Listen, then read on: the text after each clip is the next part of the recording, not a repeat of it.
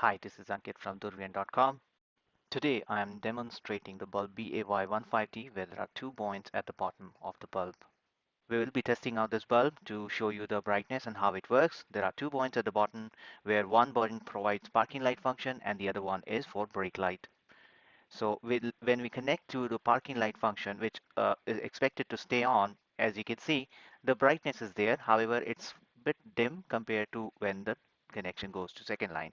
As you can see, it's flashing between both the connections, where the brighter one means that the park brake light is on upon pressing the brake function in your car or your bike.